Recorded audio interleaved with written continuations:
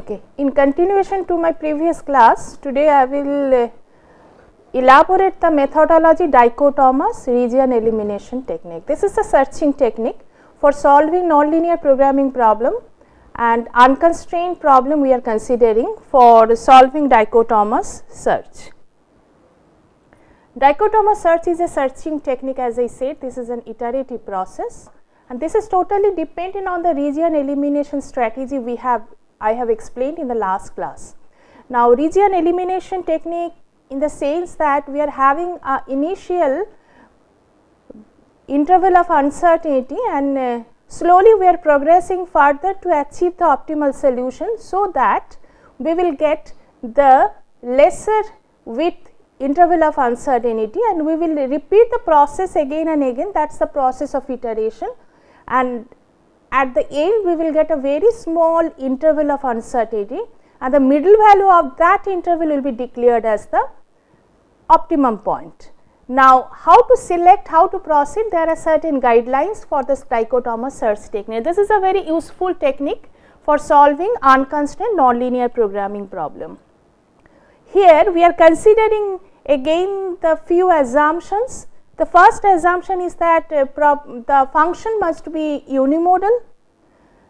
The second is that, as I said, function must be of single variable nonlinear programming problem, and we should know the initial interval of uncertainty. That means we need to know that within the initial interval of uncertainty, function must be unimodal. There must be one maxima or one minima within that interval. There is no other. Okay, then only this methodology is working. Just look at the picture. Here the initial interval has been given a to b and the length has been just symbolized as L0. We are considering the middle point and the delta neighborhood of that, so that in the next iteration I will get two approximations of the optimal solutions. One is the x1 and another one is the x2. x1 is the point that will be delta by 2 distant from the middle value of that interval. That is why the x1 will be a plus half into L naught minus delta by 2, and similarly x2 will be in the right hand side of the middle value of the initial interval of uncertainty, and that would be delta by 2 distant. That is why the value would be a plus L naught by 2 plus delta by 2. Now, we will get these 2 points. Now, we will just see the functional values at these 4 points a, x1, x2 and b. Since there is only one mode for the function, through the region elimination process where the optimum may lie, according to that we will just eliminate a portion of the interval and we will declare a new interval as the new interval of uncertainty. Again we will repeat the process, and the process is that for this one, just let me explain you the process first then. Now, let us consider the process. Just we are considering one minimization problem, initial interval of uncertainty a to b. How the region is being eliminated? Since we are finding out the values of f at the point a, x1, x2 and b. If we see fx1 is lesser than fx2, that means minimum should lie within a to x2. There cannot be any minimum within x2 to b. That is why we will discard the interval x2 to b. Then we will go to the next, the right hand side part you see. Then the new interval of uncertainty will be a to x2. Again we will consider the middle value of that interval. Then we will consider the 2 points, 2 new approximations for the optimal solution as x3 and x4, and that would be again the delta by 2 distance from the middle value in the right hand side and in the left hand side. The beauty of this methodology is that at every iteration we will get 2 approximations together, okay, and in this way we will proceed again and again. That is why after n number of iterations we will have even number of approximations, and once when we will stop the iterative process, that is the thing you need to learn. That is why I forgot to mention the other part, that if fx1 is not lesser than fx2, that means fx1 is greater than fx2. That means the optimum cannot lie within a to x1. That is why we can discard that interval in the next iteration. Okay, and new interval of uncertainty would be x1 to b. Again we will repeat the process, we will get x3 and x4. Again we will do in this way. Let us consider one example. Here we are considering one minimization problem. Minimize 12x square minus 45x plus 50, and we are considering the initial interval of uncertainty as 1 to 4. That means the interval size is 3.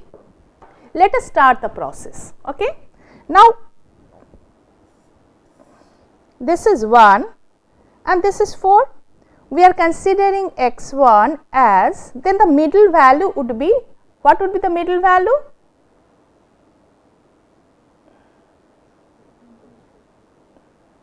(2.5), alright, and we will consider the delta by 2 distance from this to the middle value. That is why here we will have 1.1 approximation, here I will have another approximation. One is x1 and another one is x2. Then the x1 value would be a plus half L0 is 3 minus delta. Okay. Let us consider delta is as a very small value. Alright. We are considering delta as a small value because if we consider delta as a very higher value, it may happen that we may miss the optimal solution within the range of delta. We do not want to miss it. That is why as small as we take the delta, there are two advantages. One advantage is that we won't miss at all the optimal solution, and the next advantage is that whenever we are discarding the interval, at every time we can discard delta by 2. In the previous process, if you remember, bisection method and other methods, if you remember, we are considering the half of the interval. Instead of that, we are considering better value. That is why we are not considering that delta by 2 part in the next case.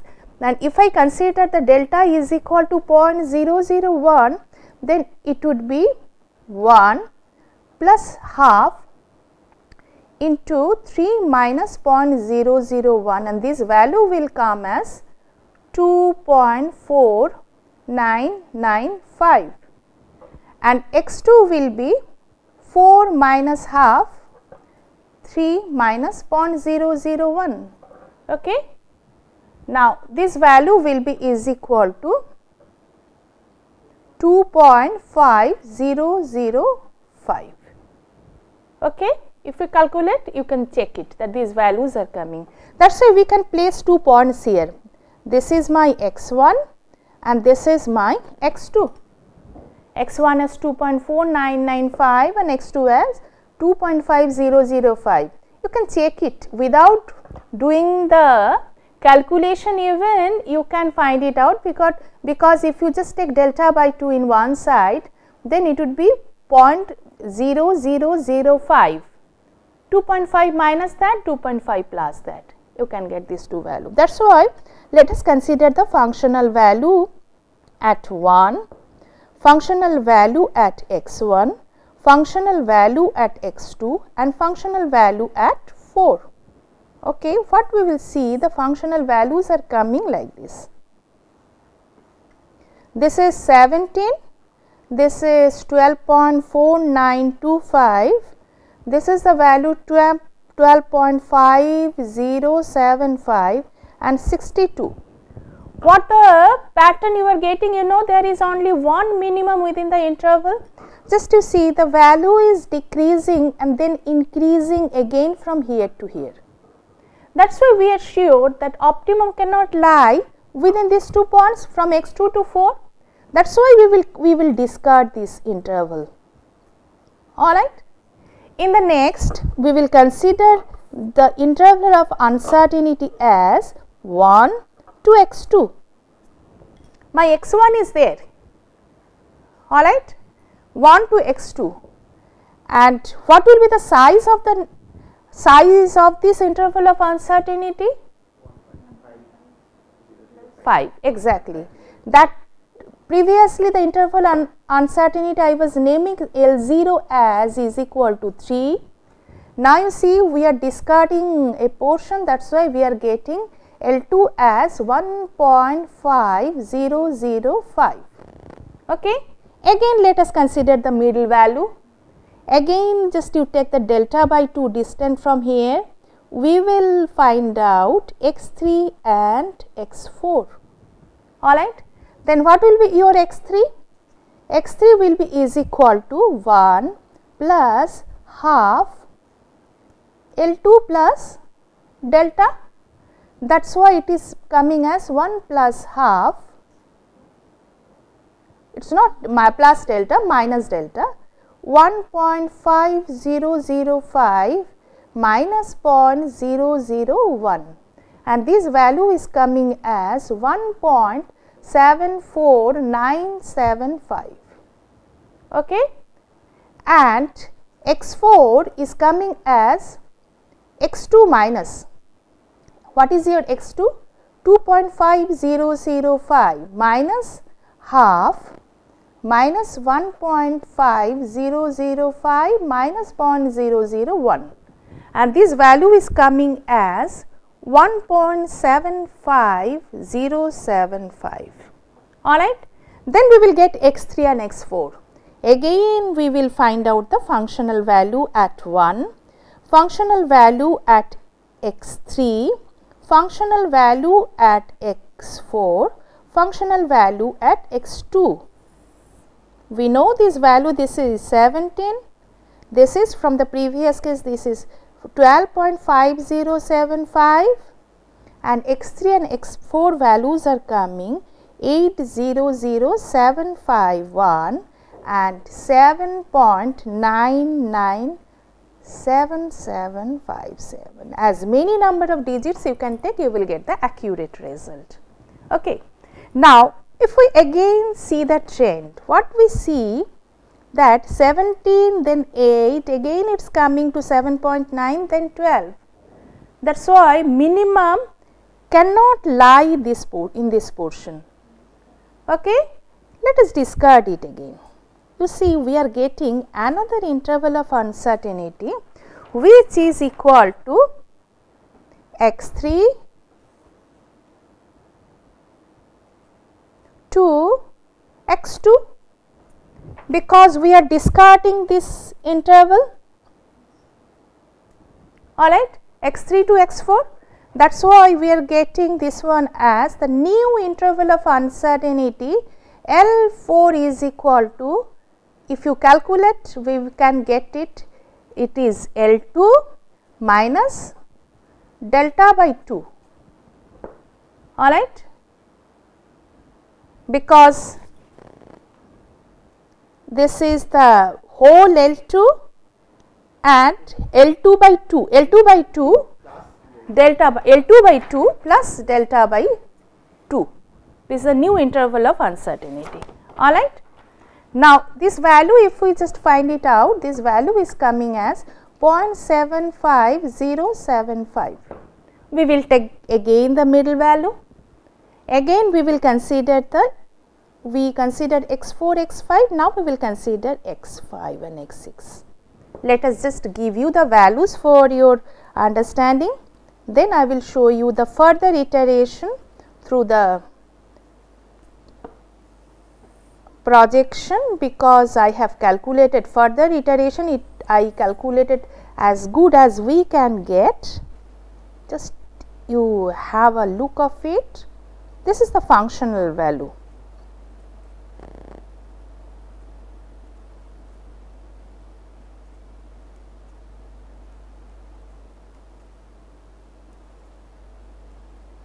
Five 255 and this is 12.5075. Again you look at the pattern. the value is increasing, then almost same, but it is increasing and increasing more. That is why you are sure that optimum cannot lie within this region x6 to this, alright. That is why we are considering the next interval of uncertainty as L6, which is equal to L4 by 2 plus delta by 2. Okay. This way we will proceed. Just you see the tables. This is my first value I was showing you, x1 and x2, and if you just see, we were discarding the interval from x2 to x4. Okay. That is why my new interval of uncertainty was coming as from x3 to x2, alright, and the upper portion I cancelled. We proceeded further and we were getting x5 and x6. In this way we are proceeding. Okay. Now, one thing just I would like to mention here, just to see, we are getting a nice pattern. How long shall I proceed? That is the question for us. If it is given to you that find the minimum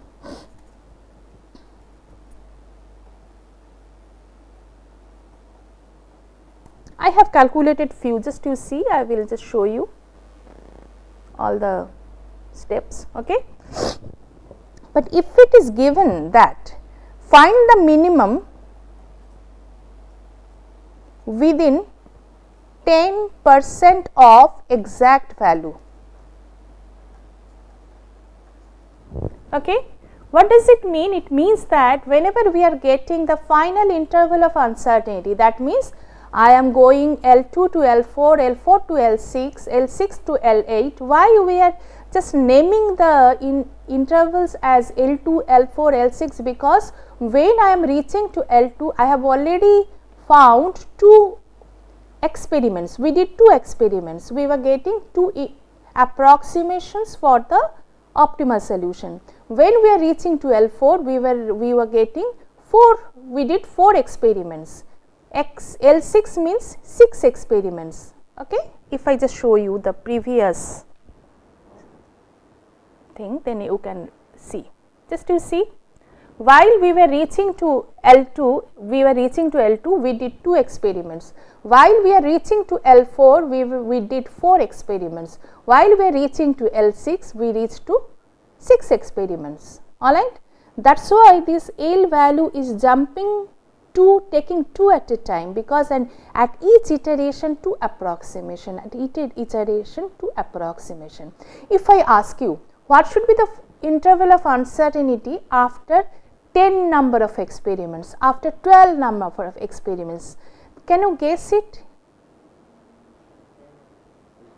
Okay, there is a nice process to find out that thing, and that will give you another idea how to get the 10% exact value. That means whatever exact value we are trying to get, the right hand side we will have the 10% of that, in the left hand side we will have the 10% of that.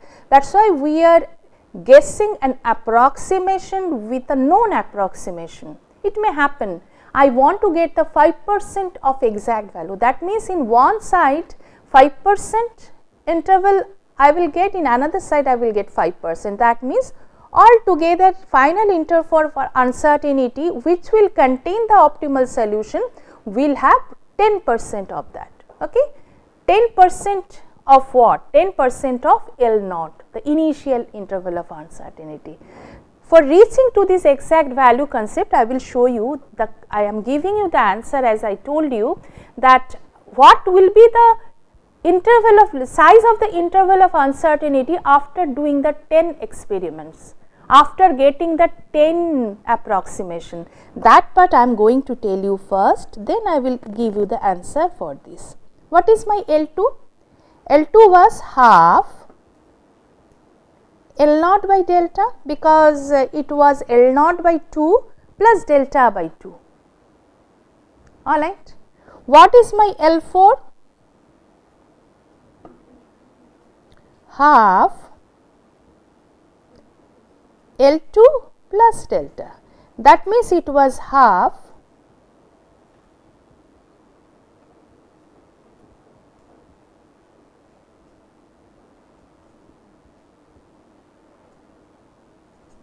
alright. Just I am substituting the value of L2 here, which I got it from the previous one. Now, if I just do it, we are getting L0 by 2 square,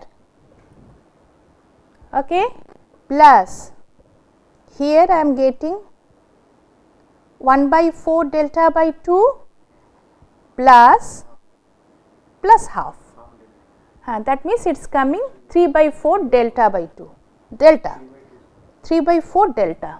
That can be written as, actually why I am doing this simplification, because I will get a nice pattern from here.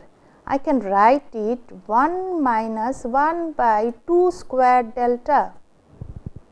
Alright. Going further, L6 half L4 plus delta, this is equal to half L0 by 2 square plus 1 minus 2 square delta plus delta. Alright. If I just do it, I will get L0 by 2 cube, and here I will get plus, just do the calculation, you will get 1 by 2 cube delta. Okay. Just to see, we are getting a nice pattern here. We are getting, this can be written as 4 by 2. This can be written as 4 by 2. This is 3 is nothing but 6 by 2. This 3 is 6 by 2. Okay. That is why straight away we can say, after doing the 8th experiment, I will get L0 divided by 2 to the power 8 by 2 plus 1 minus 2 to the power 8 by 2 delta. Okay. So, after doing the nth experiment, my interval of uncertainty would be where L is even, n cannot be odd, because at each time, each experiment, we are getting 2 points at a time. It would be L0 divided by 2 to the power n by 2 plus 1 minus 2 to the power n by 2 delta. That is why if I tell you that what would be the interval of uncertainty after doing the 10 experiments, just you substitute the value n is equal to 10. If I want for 12, I will get it 12. But why we are doing so? What is the advantage of getting it? There is one advantage, because as I was saying that I want to get the 10% accuracy of the exact value. One side 10%, another side 10% accuracy.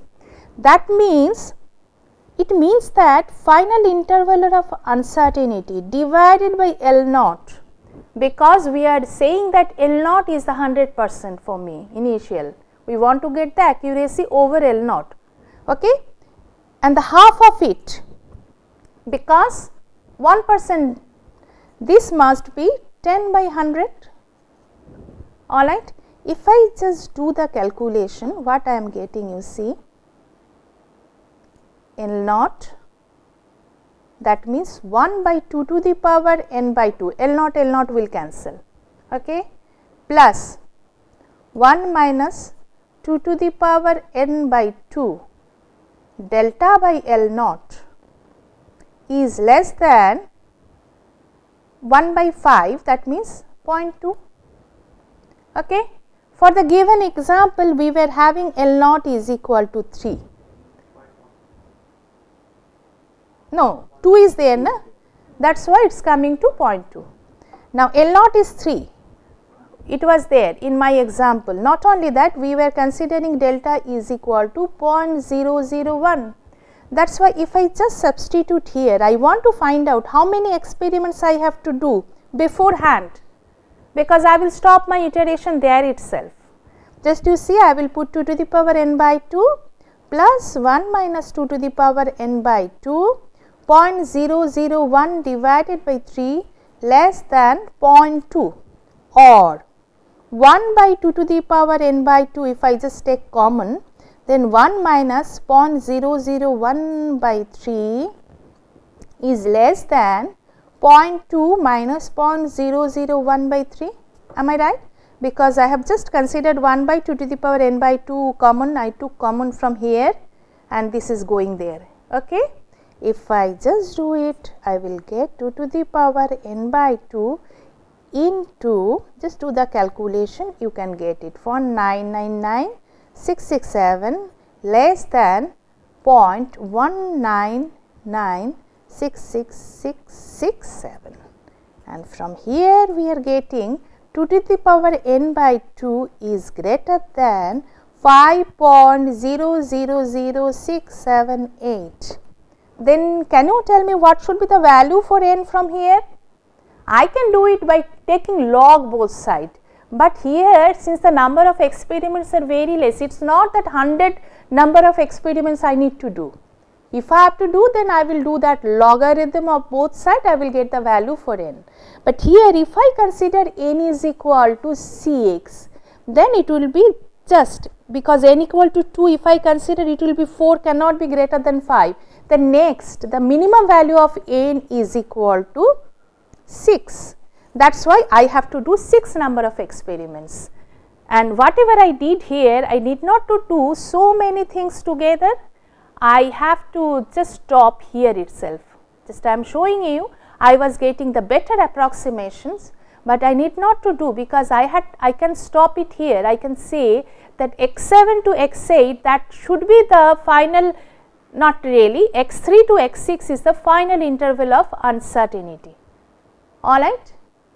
After doing the 6th experiment, sorry, I will say 1.74975 to 1.938 should be the final interval of uncertainty. Okay. Take the middle value of that, you can get the solution. But what is the exact value of this function, that very easily you can find out through the classical optimization technique. What was my function? My function was x to the power 12x square, that means 20, if I just take the first order derivative, it is coming 24x is equal to 45 by equating to 0. That is why x I will get from there. We can cross check whether my calculation is proper or not. Okay. Thank you for today. Next class I will tell you how to solve, how to have another very nice method of searching technique, that is called the Fibonacci method.